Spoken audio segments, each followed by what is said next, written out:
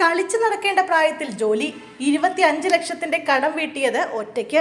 ബാലതാരമായി television പരമ്പരകളിൽ അഭിനയിച്ച ശ്രദ്ധേയനായ താരമാണ് അൽ സാബിത്ത്. ഉപ്പും മുളകും എന്ന ജനപ്രിയ പരമ്പരയിലെ കേശു എന്ന കഥാപാത്രത്തെയാണ് അൽ സാബിത്ത് അവതരിപ്പിച്ചത്.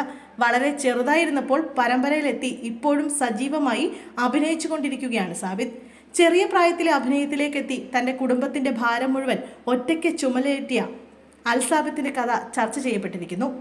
ഉമ്മ മാത്രമുള്ള കുടുംബത്തിന്റെ ഏകദേശം 25 ലക്ഷം രൂപയുടെ കടമാണ് കുട്ടിത്താരം വീട്ടിയത്.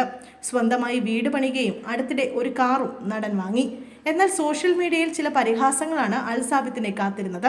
ഇപ്പോഴിതാ ഒരു അഭിമുഖത്തിൽ തന്റെ വിശേഷങ്ങൾ പങ്കുവയ്ക്കുകയാണ് താരം.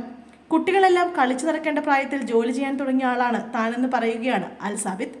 4 വയസ്സുള്ളപ്പോഴാണ് ഒരു സംഗീത ആൽബത്തിൽ അഭിനയിക്കുന്നത്. പിന്നീട് ടെലിവിഷൻ പരമ്പരകളിൽ എത്തിയതോടെയാണ് അഭിനയം ഒരു ജോലിയായി കണ്ടു തുടങ്ങിയത്. 2ാം ക്ലാസ്സിൽ പഠിക്കുമ്പോൾ കാര്യമായി അഭിനയിച്ചു തുടങ്ങി. പിന്നെ അത് ഞങ്ങളുടെ കുടുംബത്തിന്റെ വരുമാന മാർഗമായി.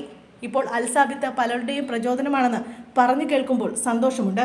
അത് ആത്മവിശ്വാസം കൂട്ടുന്ന കാര്യമാണെന്നും നടൻ കൂട്ടിച്ചേർക്കുന്നു.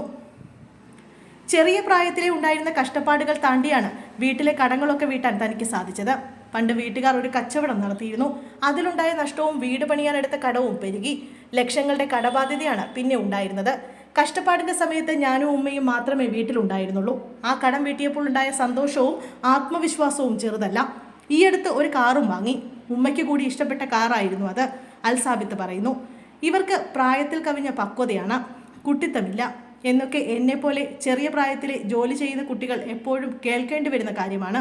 ശരിക്കും ഞങ്ങളും കുട്ടികൾ തന്നെയാണ്. കുട്ടികളുടേതായ ചിന്തകളും വിചാരങ്ങളുമേ ഞങ്ങൾക്കുമുള്ളൂ.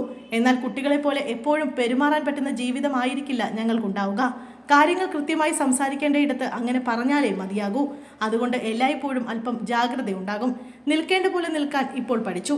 അതുകൊണ്ട് തന്നെ സംസാരിക്കുന്ന കാര്യങ്ങളിൽ അല്പം ഗൗരവമുണ്ടാവുമെന്നും സാബിത്ത് പറഞ്ഞു.